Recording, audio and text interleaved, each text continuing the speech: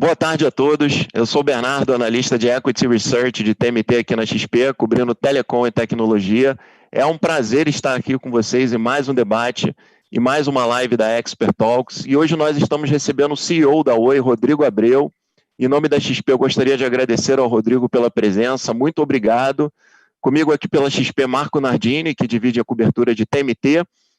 A gente vai tentar endereçar para o Rodrigo alguns tópicos de interesse, alguns questionamentos de investidores, tanto institucionais quanto de varejo. A Oi mudou muito a sua cara nos últimos anos, está conduzindo o seu processo de recuperação judicial, e a gestão do Rodrigo está entregando esse plano de turnaround para mudar a cara da companhia, focar no segmento de banda larga em fibra ótica, e esse segmento de fibra tem grandes oportunidades na nossa visão, então vamos explorar os desafios, as oportunidades da nova Oi. Eu vou primeiro passar ao Rodrigo e ao Marco para que eles possam se apresentar e, na sequência, eu já emendo aqui a minha primeira pergunta. Bom dia, Bernardo, obrigado, um prazer estar com vocês. Bom dia, Marco. E como nós tínhamos comentado antes, né, para nós é ótimo poder fazer esse tipo de discussão por uma razão muito simples e muito complexa ao mesmo tempo, né? O nosso caso, como você mencionou, em relação a todo o plano de recuperação, não é um caso simples, é um caso que tem muitas componentes, é um caso que vem sendo entregue desde do anúncio de um plano de longo prazo da companhia, com visão estratégica de fato para tornar a companhia uma companhia sustentável no final de 2019. E aí só realmente ao final do ano passado, com a aprovação do aditamento ao nosso plano de recuperação, que a gente começou a executar aquilo que precisa ser feito de fato na transformação da companhia. Agora a gente está em plena execução. Mas é um caso que tem muitos componentes e que, obviamente, para ser entendido, ele precisa ser debatido. Tem vários ângulos do caso que precisam ser entendidos para que se compreenda qual é a visão de futuro da companhia. Então, é ótimo poder ter esse tipo de papo com vocês. Bom dia, Bernardo. Bom dia, Rodrigo. Bom dia a todos. Eu sou o Marco Nardini, aqui do time de Research da XP, divido a cobertura com o Bernardo. E, Rodrigo, muito obrigado. É um prazer participar dessa live aí com você. Obrigado, Marco. Rodrigo, a Oi passou por grandes transformações, na verdade ainda está nesse processo de turnaround, mudando de cara, né, deixando de ser um player de infra para ser uma companhia de serviço focada em fibra, né, com as vendas da Móvel e da Vetal, da Infraco, né, como vai ser a cara dessa nova empresa? Bom, Bernardo, antes de falar dessa nova empresa, deixa eu só fazer uma observação que eu acho que talvez ela esteja até no centro do entendimento dessa nova empresa, tá? Que obviamente, quando a gente desenhou o plano lá atrás, o plano ele se chamava por duas coisas principais do ponto de vista de estrutura. Uma delas era a saída da Móvel, ou seja, era a venda da Móvel para trazer recurso, foco para dentro de casa, recurso para desalavancar a companhia e continuar a investir naquele que a gente acredita que é o principal diferencial competitivo, que é a presença na fibra, é a presença como um grande provedor de serviços que cresce para o futuro num elemento indispensável para todo mundo, seja residencial, seja empresarial e corporativo, que é a fibra. Então, a saída do Móvel faz todo sentido, a gente já tinha discutido e ela está sendo executada agora no processo de aprovação. O segundo elemento, que é o que você comentou, acho que aí sim entra, para mim, a principal ênfase do plano, é que para que a gente entenda o plano da nova Oi, sem dúvida temos que entender a nova Oi como uma empresa de serviço, focada em cliente, asset light, que não precisa mais fazer aquele volume de capex do passado, mas é absolutamente crítico entender que essa companhia ela continua dona, continua investidora de 40% da empresa de infraestrutura, que é a Vital, e, obviamente, esses 40% vão fazer parte integrante do nosso plano para o futuro, porque a valorização da Vital traz liquidez futura para a companhia para que ela possa, aí sim, se desalavancar completamente e virar uma companhia viável e sustentável. Então, acho que essa é uma observação, antes de falar da nova Oi, que é muito crítica, porque muitas vezes eu vejo as pessoas olhando só para a nova Oi standalone e se esquecendo que ela tem uma participação de cerca de 10 bilhões de reais numa companhia, 10, 12 bilhões de reais numa companhia hoje, que provavelmente se valorizam para 25, 30 bilhões de reais dentro de relativamente pouco tempo. E é óbvio que se você desconsiderar essa participação, aí a equação começa a ser questionada, né? Então, falando da nova Oi, a grande visão, de fato, foi uma visão da separação estrutural como uma maneira de dar foco para que a companhia possa fazer na verdade, três coisas, tá, Bernardo? A primeira delas é continuar a crescer de maneira muito sólida no seu core. Então, com foco em serviço, com foco em venda, com foco em marketing, com foco em competição, com foco em atendimento.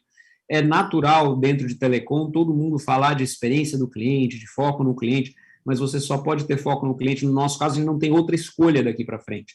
Nós não vamos ter mais o dia a dia da infraestrutura, né, de fibra. Então, o foco é 100% no cliente, é 100% em crescer o core, em fazer com que o core seja diferenciado, e mesmo com a separação da infraestrutura, mesmo usando a infraestrutura da Vital, a gente consegue ter um posicionamento diferenciado, até porque várias coisas, como, por exemplo, o controle dentro da casa do cliente, o atendimento, monitoramento de serviço do cliente, continua conosco, não vai embora com a infra. Então, esse é o primeiro. O segundo é, além de crescer o nosso core, a gente tem também que crescer outras avenidas de receita e outras avenidas de participação, que, uma vez liberados da infraestrutura, a gente tem liberdade e possibilidade de crescer, porque eu não tenho mais a amarra de ter que também gerenciar um capex de 8 bilhões, 7, 8 bilhões por ano. E isso vem em paralelo com esse grande crescimento do core, é uma empresa de serviços muito leve e que tem que usar a sua base de ativos, sejam eles os nossos mais de 10, 12 milhões de clientes residenciais, ainda uma parte dos clientes que são os clientes que vão embora com a móvel, mas que têm relação conosco e podem continuar a ter relação conosco através de conteúdo, através de marketplace, através de soluções financeiras, mais os nossos meios de pagamento, mais a nossa presença física no país inteiro com a Serrede, que é a nossa rede de logística, de instalação técnica, de serviço de campo. Então, tudo isso vai ajudar a que a gente consiga crescer realmente a receita para voltar a ser uma empresa de 15 bilhões dentro de relativamente pouco tempo. A gente imaginar o que acontece com a receita da companhia, com a venda da móvel, ela baixa de 10 bilhões, vai para perto de 9 bilhões, o nosso plano de recuperação chama que em 3 anos, mais ou menos, a gente já volte para perto de 15 bilhões de reais, ou seja, é um crescimento muito impressionante.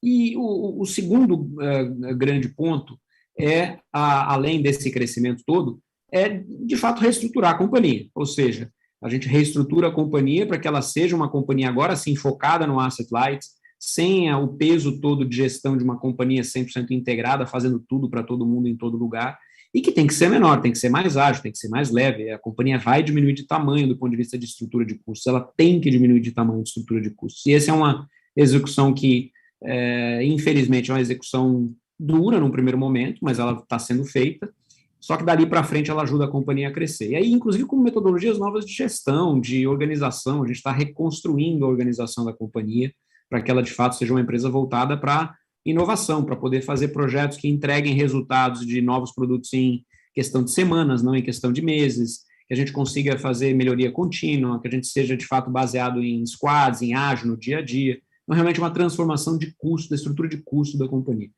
E o último elemento dos três é o elemento de, aí sim, resolver talvez o último bastião do legado que fica, uma vez que a infraestrutura, a gente está fazendo a venda do controle, a móvel sai, que é a resolução dos issues, dos problemas da concessão de telefonia fixa.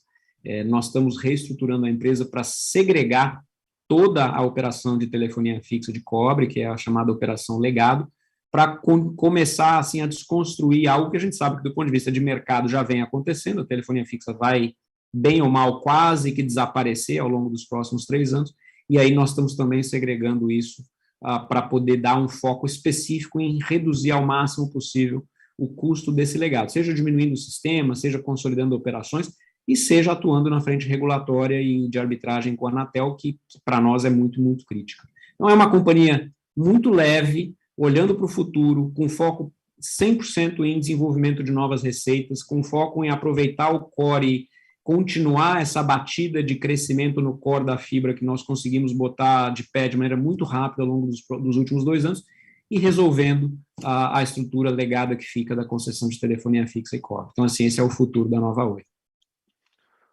Rodrigo, na minha visão, vocês estão entregando aí bons resultados operacionais na fibra residencial, vocês já estão virando o jogo aí nesse segmento B2C, mas como fica o B2B, né? O que aconteceu com a receita, né? No comparativo anual ela vem caindo, e se você puder falar um pouquinho sobre a sua visão aí para o segmento? Com certeza. O B2B, Bernardo, ele segue o que acontece no residencial com talvez um pouquinho de atraso, tá? Então, é óbvio que o B2B também é impactado pela queda de receita legada. Ele demora um pouquinho mais, mas ele é impactado pela queda de receita legada. Então, quando você fala de telefonia fixa de cobre, O B2B tem impacto de redução de telefonia fixa de cobre também, principalmente até de tráfego, tá? Mais até do que de conexões. Talvez caia mais tráfego do que conexões no B2B.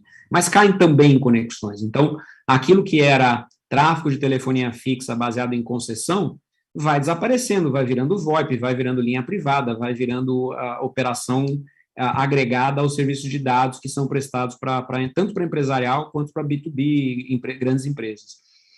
E, por outro lado, também existe um legado de conexões de dados históricas baseadas em cobre dentro do B2B que sofre igualmente. Então, se eu tinha lá linhas de 2 megabits por segundo, linhas de baixa velocidade, essas linhas estão todas sendo superadas e estão sendo suplantadas por soluções de fibra de mais alta velocidade e que tem um custo por gigabit muito menor. Então, você tem uma redução ali. O que a gente começou a fazer já há mais ou menos 1 ano e meio, quase 2 anos agora, é fazer uma mudança de foco completa da atuação em B2B para se transformar em um provedor de solução, um integrador de solução. E aqui entra mais uma vez a questão do foco, tá? Se nós só temos foco na infraestrutura, com um business de 8 bilhões por ano, é muito difícil você atacar várias frentes ao mesmo tempo. No caso da Oi Soluções, nós viramos a página lá no finalzinho de 2019, criamos uma unidade separada chamada de Oi Soluções, e nós estamos substituindo gradualmente essa receita legada que vai embora com receita de TI, com receita de novos serviços. Então, na prática, apesar de você ter lá uma pequena queda que foi observada ao longo dos últimos 2 trimestres, a gente está praticamente sustentando a receita, crescendo muito a receita de TI e baixando um pouco a receita de telecom. Só que ainda a gente está naquela fase em que a receita de telecom é bem maior que a receita de TI. Então, assim como aconteceu no caso da fibra, que a fibra já superou a receita de cobre no residencial, a mesma coisa está acontecendo no TI. TI está crescendo muito, mas ainda um pouco menor do que a receita legada. Isso vai chegar a um equilíbrio em determinado ponto e a gente volta a crescer. Mas o nosso plano de B2B é muito mais mudar a qualidade da receita ao longo dos próximos anos do que crescer. O nosso plano de receita para os próximos 3 anos em B2B não é um crescimento acelerado, é uma manutenção de receita, mas é uma troca completa de qualidade da receita. A gente deixa a receita legada na mesa, que vai embora, e traz receita de novas soluções. E é uma área que está recebendo bastante atenção, até mesmo do ponto de vista de laboratório de experiências de novas receitas. A gente tem lançado no Oi Soluções 2, 3 soluções ao dia, por semana, desculpa. Então, assim, quase todo dia tem alguma coisa acontecendo no lançamento de novas soluções no B2B, e ele para quem olha de fora, parece aquela coisa, poxa, mas está ali, andando de lado. Não, na verdade, tem muita coisa acontecendo de um lado, muita coisa acontecendo do outro, e o resultado é um resultado de razoável estabilidade, tá? Boa. Nesse mercado de FTTH, chama bastante atenção o crescimento acelerado dos players regionais, as ISPs, né, que ganharam bastante espaço, continuam ganhando, inclusive superando o market share das Big Telcos em algumas regiões. Você pode comentar um pouquinho mais sobre a competição com esses players e o cenário competitivo como um todo? Com certeza, Bernardo. E aqui, para entender essa competição, acho que é importante entender também que o mundo de banda larga não é um mundo ainda homogêneo, né? Ele ainda tem vários componentes do mundo de banda larga. E talvez eu destacaria aqui 2 grandes divisões, né?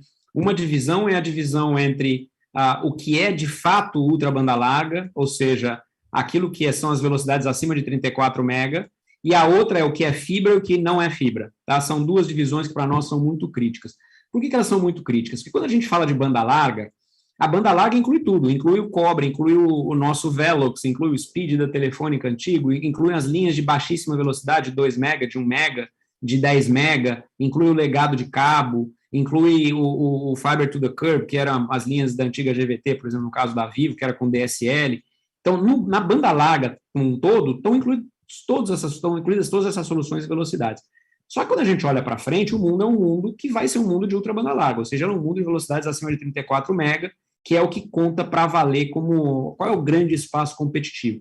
Quando você vê os players ISPs, sejam eles regionais, e cada vez mais a gente está aumentando o número de alguns grandes players regionais, então você tem ali de 4 a 6 players que estão fazendo um pouco de consolidação e ganhando destaque. E a miríade de pequenos players mesmo, players com algumas centenas, alguns poucos milhares de usuários, aí na equação como um todo de banda larga, eles disparam no market share. Por quê? Porque eles só trabalham com velocidades um pouco mais altas hoje em dia, né? Quando a gente segrega o que é fibra e o que é ultra banda larga, a situação ela não muda muito no sentido de que eles continuam tendo bastante destaque, mas ela é um pouco diferente no agregado.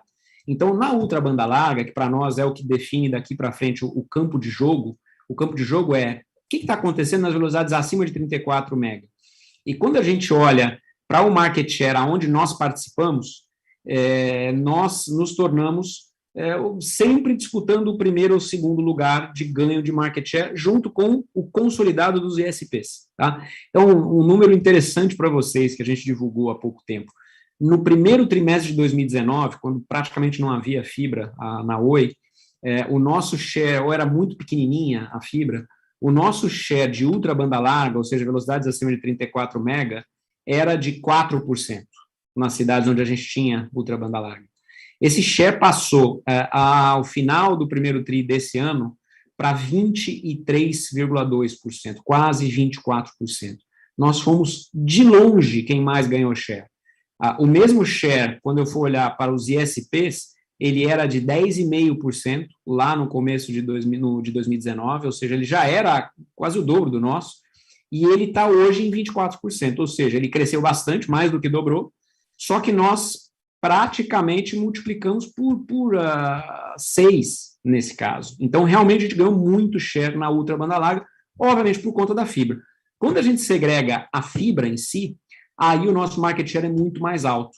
Quando a gente vai para todas as capitais com fibra, por exemplo, nós somos líderes em praticamente todas as capitais em que operamos, exceto talvez 4 ou 5, tá? Em fibra. Então, realmente a gente vê índices de liderança de fibra com 46% no Rio de Janeiro, 40% em Belo Horizonte, 44% em Salvador, 40% em Brasília, 70% em São Luís, aí chega até 80% em cidades menores, em capitais menores, Porto Velho, por exemplo. Então, realmente a fibra está mudando completamente o panorama de market share, de disputa competitiva onde nós atuamos. Agora, o que eu vejo para o futuro, Bernardo? Que é uma pergunta que estava embutida na tua pergunta. Vai ter espaço para que a gente tenha, sim, vários players de ultra banda larga olhando para a fibra. Então, você tem, de um lado, as 3 operadoras grandes, nas quais nós nos incluímos, e nós temos a ambição e a missão de ser a maior operadora de fibra do Brasil, tá? Maior do que as outras duas, disparado. E também imaginamos que, nesse cenário, vai ser viável você ter ali a presença das 3 grandes, mais uma presença, dependendo da região, dependendo da cidade, de um conjunto de ISPs representativo, tá? Porque, obviamente, ninguém é capaz de ocupar a market share com monopólio, ainda mais num modelo como o nosso, que acabou criando várias estruturas ao longo do país inteiro. Então, o crescimento dos ISPs ocorreu muito pela ausência de competição. Uma vez que essa competição voltou para valer, esse crescimento diminuiu, embora ele tenha se mantido muito competitivo, tá?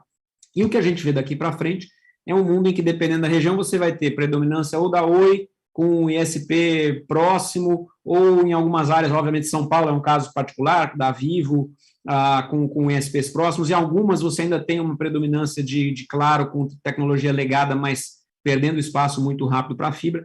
Então, existe espaço para esses 4 players no Brasil. A gente acredita que existe um número de casas passadas viáveis economicamente que é muito alto. Quando nós fizemos a nossa conta no início do nosso plano estratégico, excluindo São Paulo, esse número de casas passadas viáveis, economicamente viáveis para consumo de banda larga em fibra, era superior a 42 milhões de casas, excluindo São Paulo. Então, se você imagina que o nosso plano é um plano que chama para um processo onde, ao final de um período aí de praticamente 5, 6 anos de crescimento, a gente chega a quase 9 milhões de usuários, eu não cheguei ainda a 25% desse total de casas viáveis, né? E, obviamente, que são a entrada de São Paulo acaba colaborando um pouquinho para que a gente cresça um pouco mais o número.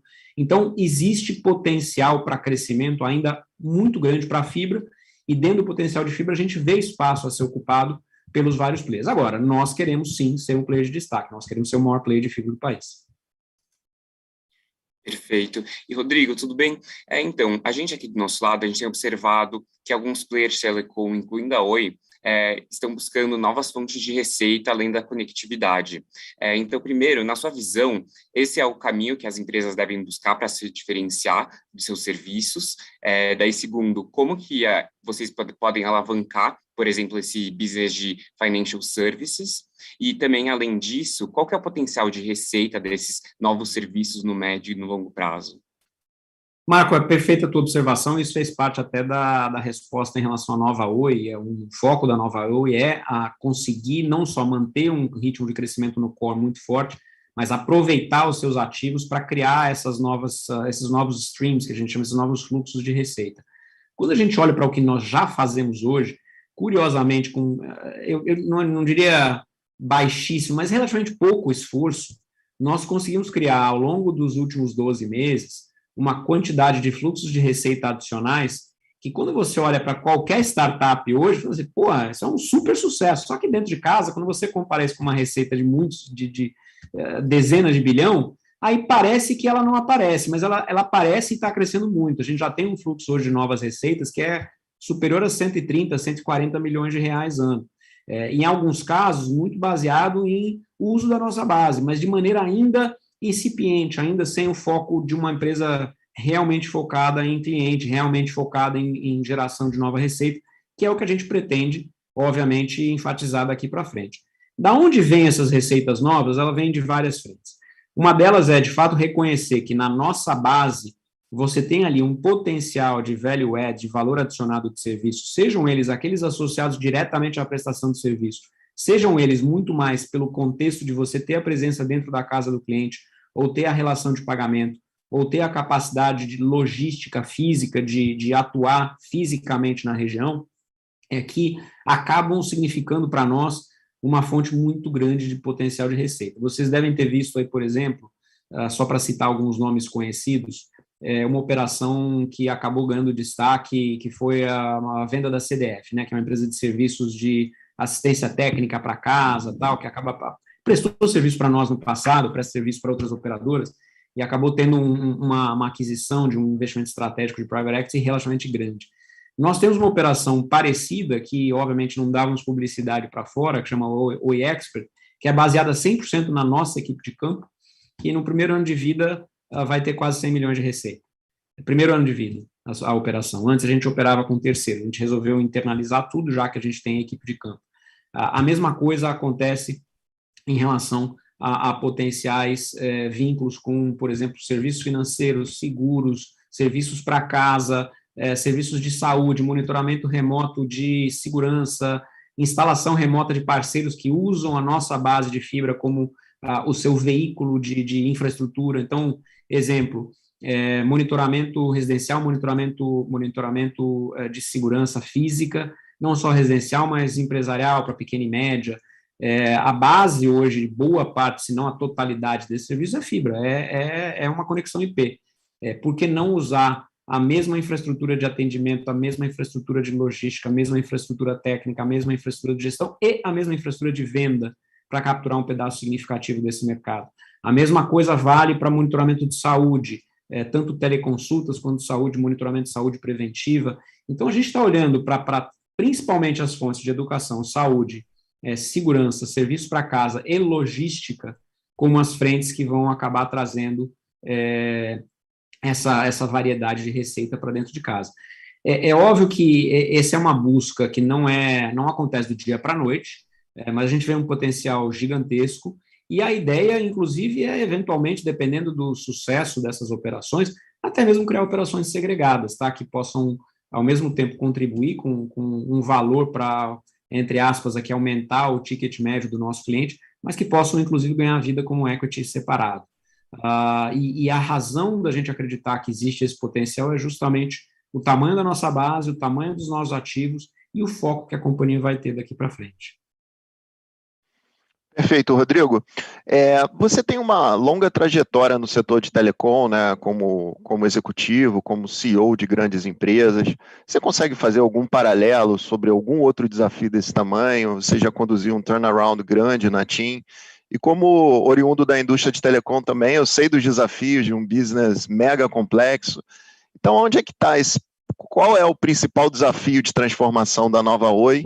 E uma pergunta aqui mais conectada ao desafio, só que mais específica, como é que a companhia vai readequar a sua base de custos à nova realidade e em quanto tempo? Perfeito, Bernardo. Eu brinco para todo mundo aqui que se você gosta de monotonia, não venha trabalhar conosco, né? Porque realmente não tem um dia só de monotonia por aqui. E acho que talvez a grande visão do desafio, ela esteja na resposta à tua pergunta, qual é o maior desafio? Não tem um único desafio. Se tivesse um único desafio, eu acho que seria mais simples de executar. Então, a gente sabe que o nosso plano é um plano que tem várias frentes. Ele teve no passado, e aí eu vou separar em talvez 3 fases. A fase inicial de setup, essa fase agora que é de transição e uma fase de execução para frente.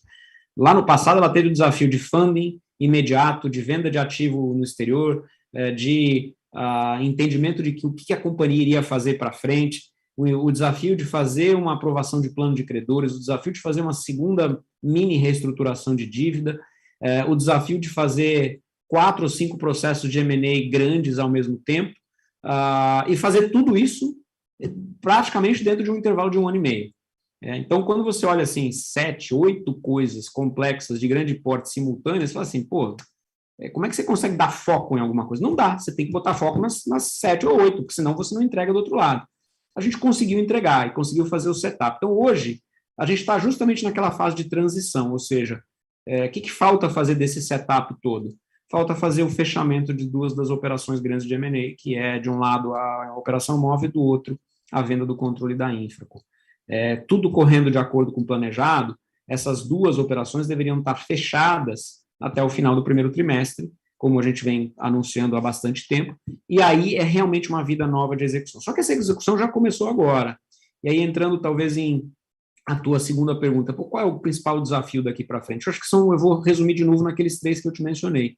De um lado é manter a velocidade do core, e isso, felizmente, acho que está indo muito bem. Aqui é muito mais uma questão de manutenção do que de fazer um ramp-up ou uma transformação grande, porque ela está funcionando. Então, é realmente fazer a manutenção desse crescimento do core em velocidade que tem sido acelerada, e a gente sabe que ela vai reduzir um pouquinho ao longo do tempo, mas é manter essa boa velocidade de cruzeiro do crescimento da fibra e da transformação do negócio. O segundo é a reestruturação. Você mencionou quando a gente pode começar a esperar alguns resultados dessa reestruturação. Na prática, ela já vem sendo feita há algum tempo.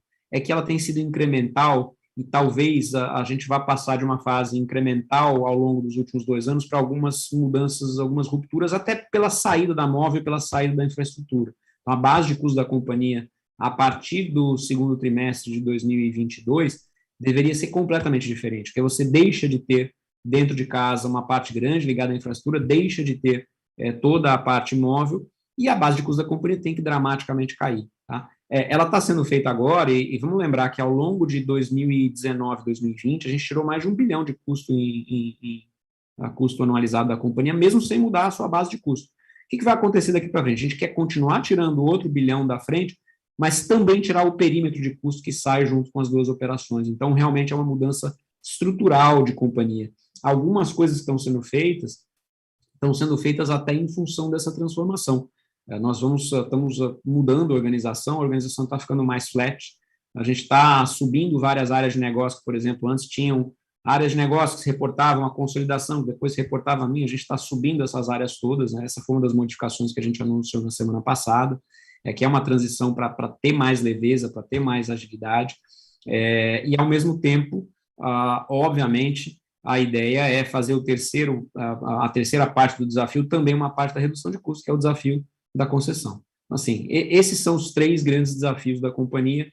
Um, que é a execução do dia a dia que está acontecendo, a outra é a reestruturação de custo, e a terceira, também ligada à reestruturação de custo, é a resolução do issue da concessão. Porque no final do dia, muita gente pergunta também, mas a virada da companhia não deveria ser uma virada rápida? Muita gente pergunta, não deveríamos em 1 ano já ter tudo resolvido e é outra companhia com resultados maravilhosos? Eu falei assim, pessoal, uma companhia que começou 2018, ainda tendo a sua RJ aprovada, porque apesar da RJ ter sido decretada em 2016, ela teve um plano aprovado, homologado no início de 2018, que começou de fato a ter uma governança nova ao final de 2018, que foi quando entrou o conselho novo, e que, na prática, começou a trabalhar num plano para a companhia, que teve um plano estratégico, de fato, mostrado ao final de 2019, a gente está basicamente indo para um ano e meio de transformação agora. Um ano e meio, um pouco mais de um ano e meio de transformação agora. E, obviamente, uma companhia que vende 65 bilhões de dívida, com um atraso de investimento significativo, seja no móvel, seja no fixo, lá entre 2015, 2014, 2015 e 2018, 2019. E com uma necessidade de fazer tudo isso ao mesmo tempo, não é uma história de transformação de um ano, é uma história de 3, 4 anos. Eu já sabia disso quando eu entrei. Tanto é que o nosso plano era um plano de, pessoal, quem aposta em reestruturação num modelo como o nosso em telecom, sabe que é uma transformação de pelo menos 3 a 5 anos. Agora, qual é a diferença dessa transformação de uma RJ tradicional?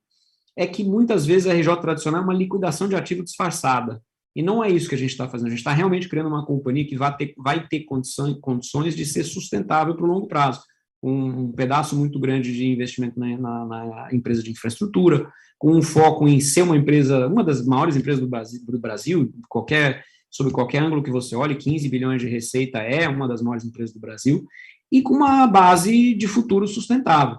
Então, de uma certa maneira, a gente ainda tem anos de transição de 2021 agora até 2023, para poder resolver essas coisas todas, e aí, a partir de 24, 25, entrar num novo regime. Esse é o futuro da companhia. Né? Perfeito, Rodrigo. Já conectando a sua resposta aí sobre a nova Oi, né? Essa empresa ela passa a ser asset light, capex light, mas em compensação ela também passa a ter uma margem EBITDA mais baixa quando comparado aí com outros players de telecom. Então, na sua visão, você acha razoável assumir os mesmos múltiplos, né? Qual deve ser o múltiplo dessa nova empresa? E aproveitando o gancho aqui também sobre múltiplos, acho que vale explorar um pouquinho, discutir a performance das ações, né, que tem tido uma performance ruim nos últimos meses, e, na sua visão, que poderia ser um trigger de reversão, né, para o mercado precificar de forma mais construtiva o case da nova Oi? Perfeito, vamos lá, dividindo em duas partes. Em relação a números múltiplos e capacidade de geração de EBITDA, é óbvio que a gente passa a ter agora, com a separação estrutural, na verdade, uma empresa que tem que ser analisada sob duas operações. Um pedaço da operação que é a nova Oi, como operação standalone, como eu mencionei, e o outro que é a sua participação na Infraco. E é óbvio que se eu só analisar a nova Oi, ela é uma empresa de serviços que vai ter uma receita, de novo, daqui a 2, 3 anos, bastante significativa, da ordem de 15 bilhões de reais, com um EBITDA em regime de cerca de 20%. Se a gente tira o legado, ele é um regime de cerca de 20%. O legado ainda traz essa margem EBITDA para baixo, a gente mencionou isso durante a call, eu mencionei que o legado ainda traz essa margem talvez 4, 5 pontos para baixo, por conta do ramp down da telefonia fixa, mas uma vez resolvido esse legado, e esse legado não passa de 2025, que é o final da concessão, a margem regime da companhia deveria ser uma margem de 20% ou superior. É uma empresa de serviços, tá? Não é uma integrada, não é uma telecom integrada. Então, não dá para você comparar uma telecom integrada com margem de 35, 40 com uma empresa puramente serviços com margem de 20. Mas, no final do dia, se a gente olhar as equações de EBIT, porque o nosso CAPEX vai ser um CAPEX inferior a 8%, 7%, ela é uma companhia que tem um retorno de geração de caixa bastante positivo, bastante significativo do ponto de vista de caixa operacional, e que pode, sim, se aproximar dos múltiplos de uma empresa de serviços de 4 a 6 vezes, dependendo do ângulo. Tá? Agora, qual que é o outro componente dessa história, que ajuda a fazer com que os componentes fechem do ponto de vista de equação total? É que a nossa participação na empresa de infraestrutura é uma participação, uma empresa que tem capacidade em regime de gerar margens EBITDA de 50% a 60%, com múltiplos de 10 a 15 vezes. Só você olhar o que acontece, seja nas empresas peer, mundo afora, de infraestrutura pura, tanto do ponto de vista de antenas quanto do ponto de vista de fibra, e a gente vê que esses múltiplos nunca estão abaixo, em média, de 12 a 15 vezes. Alguns casos eles estão a 18, alguns casos eles estão a 20, alguns casos eles estão a 17, alguns casos eles estão a 12, mas imaginar que você possa trabalhar com múltiplo abaixo de 10 é quase que impensável. Então, quando a gente olha para a Infraco, sendo uma empresa dentro de 3, 4 anos, que vai ter uma capacidade de geração de EBITDA de 5 a 6 bi, a gente vê que essa é uma empresa de 50, 60 bi de EV. Tá? Então, óbvio que essa participação de 40% em uma empresa de 60 bi, 50, 60 bi de equity value, é óbvio que ela tem que ser contabilizada na nossa equação como um todo. E é diferente você fazer isso como uma empresa integrada. São dois modelos completamente diferentes. Tá? Então, esse é um pouco da equação do lado de múltiplos e de capacidade financeira e de valorização futura. Quando a gente olha aí agora, fazendo o link com a questão da valorização e da performance das ações ao longo dos último mês, 2 meses, o que a gente enxerga? Primeiro, a necessidade de enfatizar que o caso é um caso que tem que olhar para todos os componentes. Se nós desconsiderarmos, como eu falei lá no começo, o componente da nossa participação na empresa de infraestrutura, na Vital, é óbvio que o caso parece um caso que está faltando alguma coisa. Porque, na prática, se eu olho para uma empresa que só em equity value eu vou ter alguma coisa como 20 bi, 25 bi daqui a 3 anos, parece não fazer nenhum sentido você fazer um valuation de empresa abaixo de 10. Ou então eu estaria destruindo outros 10 bilhões de valor na equação da nova Oi isolada, o que não faz sentido. É óbvio que quando a gente olha para os eventos todos, além desse entendimento, a gente entende que tem algumas questões que podem pesar no curto prazo. A primeira delas é que, obviamente, essa foi uma ação, um papel que acabou passando por vários eventos ao longo dos últimos 2 anos.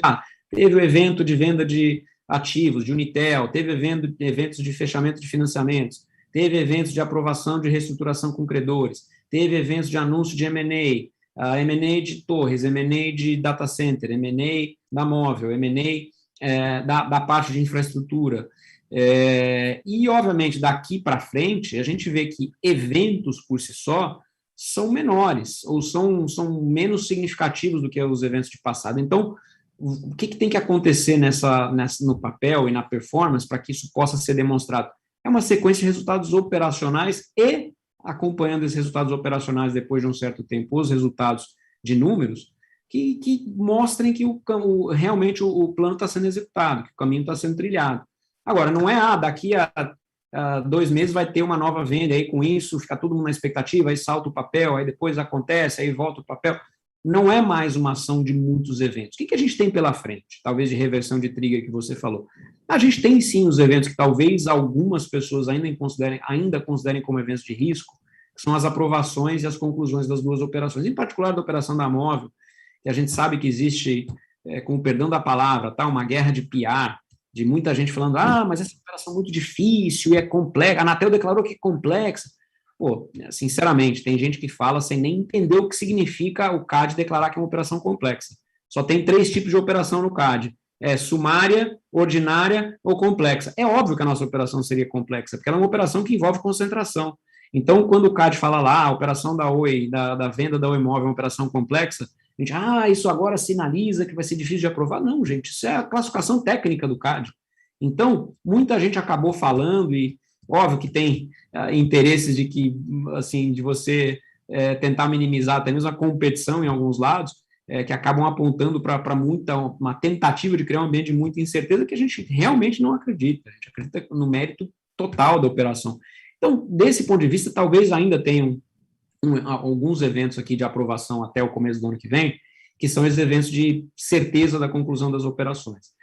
Na sequência, a gente tem outras pequenas coisas, e que nós incluímos no nosso plano. Então, nós falamos da de TV, que nós estamos buscando ainda uma operação junto com os nossos ativos de TV satélite, porque é um mercado que no futuro não vai fazer sentido você ter muitos players. Então, é um mercado que vai provavelmente passar por uma onda de consolidação de ativos, e óbvio que isso já fazia parte, não estou contando segredo para ninguém, isso já fazia parte do nosso plano, quando nós criamos as UPIs do plano. Uma UPI era torres, outra data center, outra infraestrutura, outra móvel, e a 5ª UPI é ativos de televisão por assinatura satélite. Então, óbvio que nós estamos trabalhando também nesse possível evento de futuro. E aí o outro grande evento é um evento que acontece ao longo do tempo, que é um evento de redução de custo. Então, é uma ação que tem, assim, algumas coisas para acontecer pela frente, mas não tem big bangs. Ela vai ter uma demonstração consistente, sequencial de que a gente está executando o que a gente falou que iria executar. E finalmente, acho que o último comentário é que, como a empresa ainda está em RJ, e a gente sabe que a base de acionistas da companhia tem até mesmo algumas limitações, você tem vários fundos, por exemplo, soberanos que não podem entrar numa empresa em RJ. O percentual de pessoa física na ação é um percentual alto hoje. E como qualquer ação que tem um percentual alto de pessoa física, no nosso caso a gente está falando de quase 50%, ela tem alguma volatilidade em função de evento de expectativa. Sai um relatório de analista, aí sobe. Aí sai um relatório de analista, desce. Algum analista fala uma coisa boa, aí todo mundo entra. Um analista fala que agora não é top pick, aí todo mundo sai. Então, realmente tem uma volatilidade que a gente acredita que não tenha nada a ver com o underlying fundamentals da companhia, sinceramente. Obrigado, Rodrigo. Você pode explicar um pouco melhor, explorar como vai funcionar a relação da Oi com a Vital? A Oi, ela paga uma taxa mensal apenas ou também tem uma taxa de conexão? Bom, a Oi paga uma taxa mensal e paga uma habilitação de usuário, mas que é parte da taxa mensal para cada novo usuário. Então, é uma equação de puro OPEX, no caso da habilitação e a operação de novos usuários. Obviamente que aqui tem vários componentes dessa equação em relação a o que tem que acontecer com a performance futura, qualidade, níveis especiais de desconto, por exemplo, em uso e OPEX de operações para empresas, operações corporativas. A gente tem algumas proteções em relação a ser um anchor tenant, que é o cliente principal de determinadas áreas, então, com algumas condições que evitam que a gente, por exemplo, esteja exposto a uma situação onde o mercado teria um preço menor do que o nosso, tem alguma exclusividade para poder lançar áreas novas, uma vez que a gente selecione a área como uma área para que a gente venha a ser um cliente principal, um cliente âncora, que a gente tenha algumas proteções nessas áreas para poder lançar serviços com algum período de exclusividade. Então, tem uma série de condições dentro do contrato que fazem com que ele seja um contrato equilibrado. Para nós, é interessante a visão do contrato equilibrado, porque, por um lado, a gente, de fato, transforma 100% da equação de crescimento do FTTH em OPEX, 100%. Obviamente, tirados aí custos comerciais, que aí entra a IRFS 16, e aí tem algumas pequenas diferenças como é que você contabiliza custo comercial, mas do ponto de vista de infraestrutura, 100% vira OPEX. E do ponto de vista vira OPEX no sentido de custo variável, né? Ou seja, eu vou tendo os custos à medida em que eu vou crescendo. E, obviamente, olhando para frente, o contrato e a negociação que foi feita com a Vital foi de tal maneira que ela tem que ser uma equação equilibrada, porque hoje a Vital é o maior cliente a Oi é o maior cliente da Vital e vai continuar a ser o maior cliente da Vital por algum tempo. Então, não faria sentido você ter uma equação de ser o maior cliente, não ter uma relação equilibrada, porque no final do dia a própria Vital sofreria no futuro se fosse esse o caso.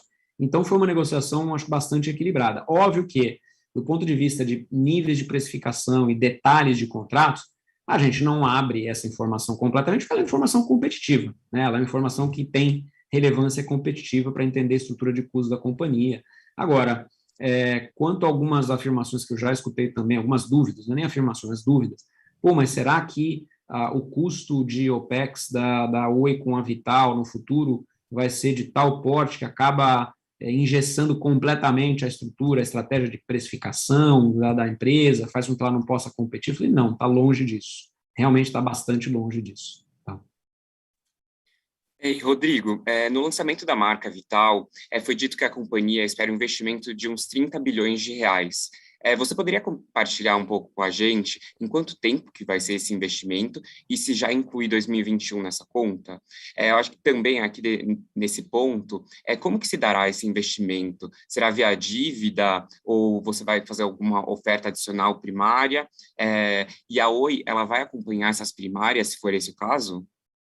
Vamos lá, Marco. A gente está falando de um investimento em 5 anos, não incluindo 21, tá? E que dá uma média aí de 6 bilhões de investimento por ano, mais ou menos.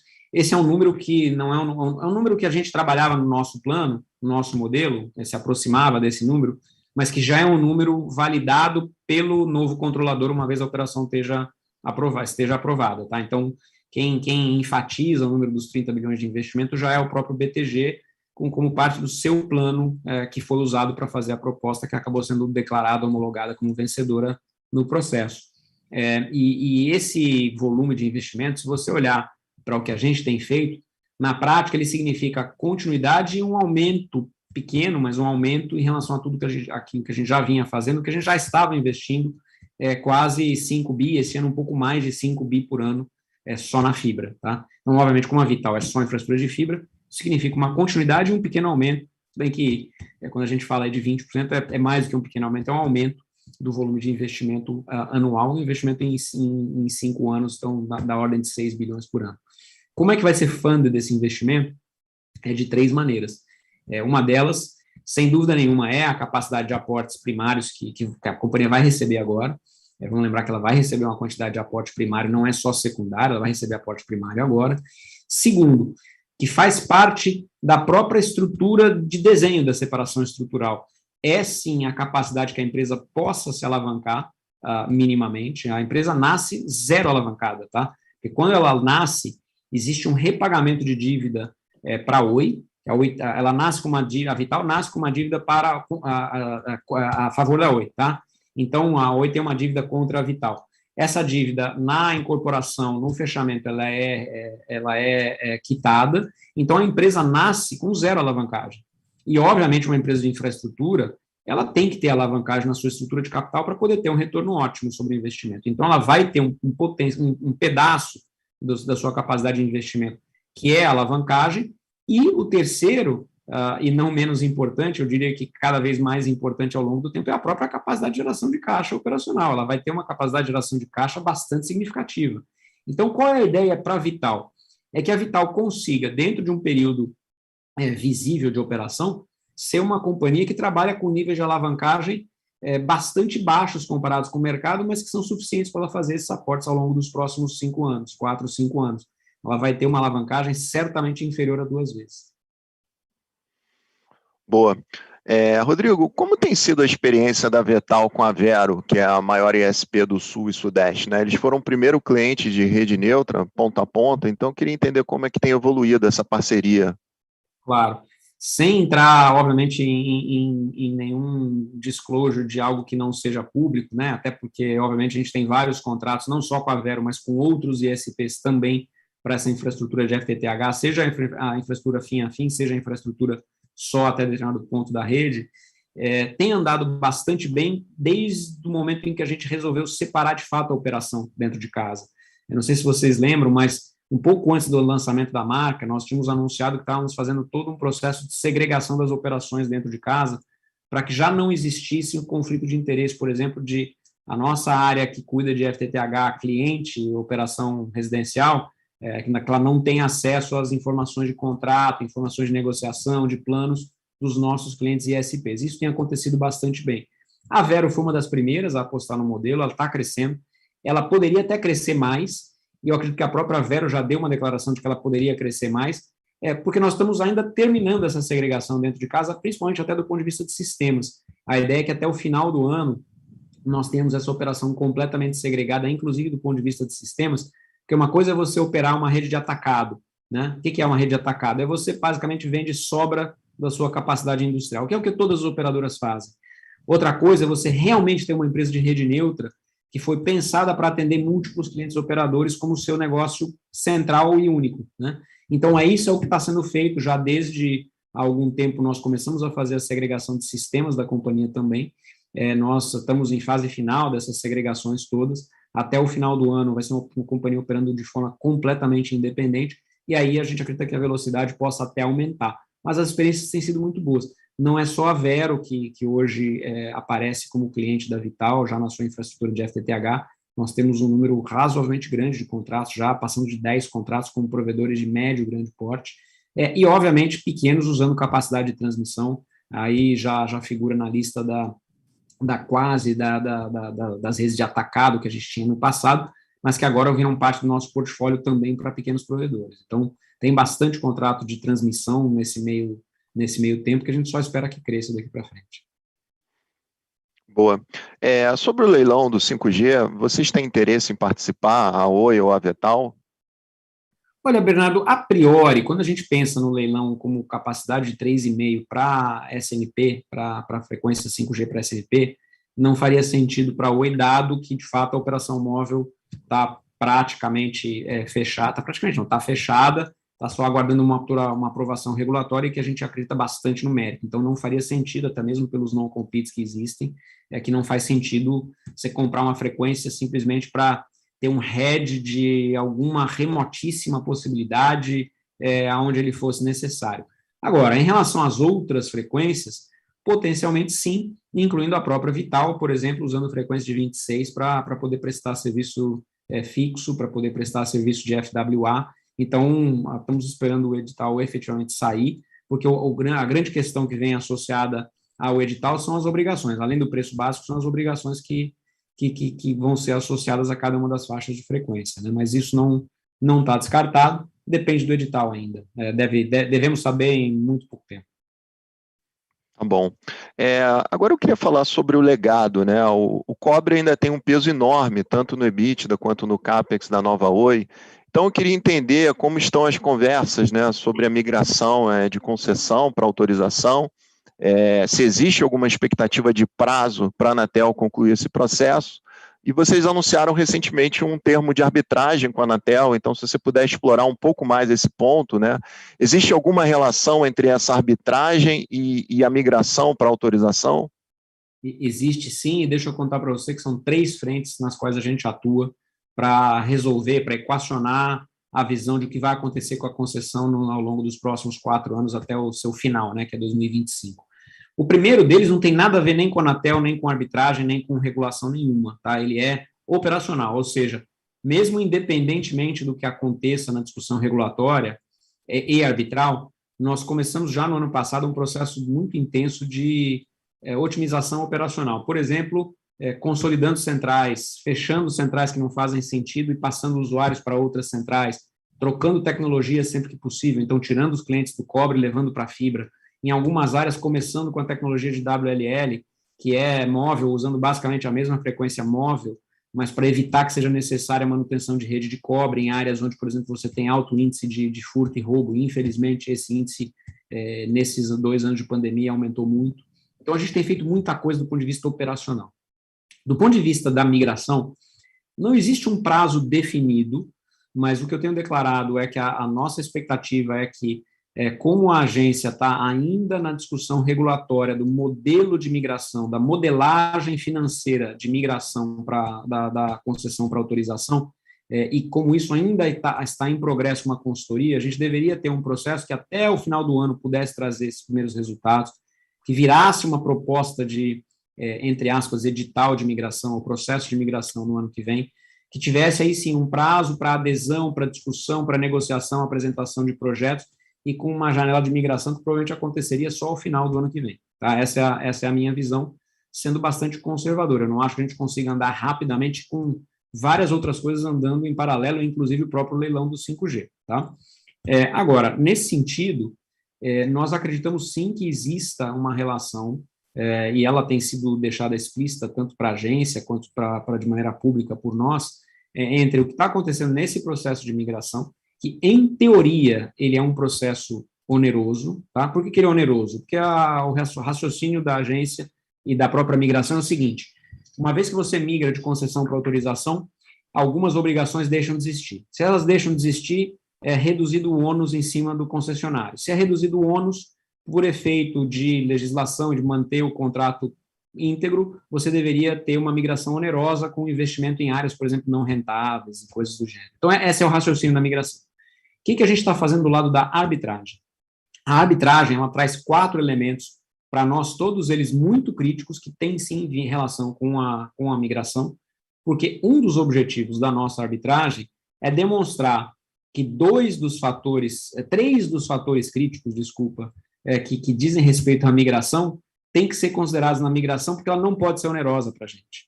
Porque você tem 3 fatores na arbitragem, e aí tem um quarto que eu comento daqui a pouco, mas que são, primeiro, a concessão para nós ela já é insustentável há bastante tempo, e é obrigação do o poder concedente garantir que, caso exista insustentabilidade de uma concessão, por motivos que estão elencados ali já no contrato de concessão, por exemplo, competição com outros meios, e aqui a grande competição foi o móvel, as consequências de reduzir o ônus da concessão já deveriam ter sido tomadas há muito tempo e não foram. Tá? Então, esse primeiro é a insustentabilidade. O segundo é que existem, além de qualquer julgamento, análise subjetiva de, mas compete, não compete, quanto, não quanto, tem um segundo conjunto de fatores que são os de equilíbrio econômico-financeiro da concessão, que são puramente eventos que deveriam ter acontecido e não aconteceram por culpa do poder concedente. Então, por exemplo, a concessão chamava para vários reajustes de tarifa para poder subir para a tarifa máxima, e em alguns casos esses reajustes não foram concedidos, demoraram muito mais do que o prazo contratual para ser concedido. E aí, obviamente, isso tem um impacto no equilíbrio da concessão. Então, esses eventos valem um determinado valor, se você multiplicar a base daquela época pelo reajuste que não foi feito, pela base média do período, quanto significaria isso de um evento financeiro a favor da concessão, da concessionária naquele momento. E tem um terceiro, que é a disputa entre aspas, do ônus, entre aspas, calculado pela agência em relação às obrigações de PGMU. A agência diz que nós temos um ônus de 3 bilhões de ônus de PGMU, quando, na verdade, a nossa visão aqui é que, como a concessão já estava desequilibrada e insustentável, não tem sentido você onerar uma coisa que não é sustentável, porque, na verdade, você desonera, e aí, para recompor, você onera de novo, então ela não era sustentável, aí você melhora um pouco e depois você onera de novo, então ela continua não sustentável. Então, não faz sentido calcular o PGMU como se a concessão fosse sustentável, porque ela já não era. Então, esses três fatores aqui têm um valor de a vários bilhões de reais. A gente, obviamente, não está dando e precisando desse número, porque esse número vai ser apurado durante o processo de arbitragem, junto com as diligências e com os cálculos todos, com os peritos. E o quarto elemento é um elemento dos investimentos que nós ainda estamos fazendo na concessão, porque a concessão tem que receber investimento novo todo ano, reposição de furto de cabos de cobre, por exemplo. Todo ano a gente investe ali, infelizmente, um número muito maior do que a gente gostaria, de 100, 150 milhões de reais para repor cabo. Obviamente que um cabo que é reposto não vai ter vida útil consumida até o final da concessão. Então, tem um ônus adicional de investimento não amortizável que a gente precisa ter reconhecido. Então, tem 4 elementos que são muito grandes. A nossa expectativa é que com esses 4 a gente consiga, sim, ter 100% da migração feita de maneira não onerosa e ainda consigamos aplicar um pedaço eventual desse valor favorável à concessionária para poder reduzir outras dívidas, por exemplo, passadas históricas com a Anatel, que a gente já vem reduzindo com as últimas negociações que foram feitas no aditamento. Tá? Rodrigo, excelente. Já estamos chegando ao fim. Eu queria agradecer muito a sua presença. Acho que a gente conseguiu cobrir aqui os principais pontos da Oi, da indústria, estratégia de transformação da companhia. Acho que quem está acompanhando com a gente pôde entender um pouco mais sobre os projetos da nova Oi. E já deixo aqui o meu convite, Rodrigo, para a gente fazer uma nova rodada de update. Tem bastante coisa acontecendo. Então, com certeza, teremos muitas novidades. Queria, de novo, agradecer a sua presença e de todos os participantes que acompanharam com a gente essa live. Muito obrigado. Ótimo, Bernardo, Marco, obrigado, um prazer estar com vocês, e pode contar com essa rodada de updates, porque para nós agora o mais importante é realmente manter essa consistência de comunicação para que as pessoas entendam como é que está andando o nosso caso. Muito obrigado, pessoal. Obrigado, uma ótima tarde.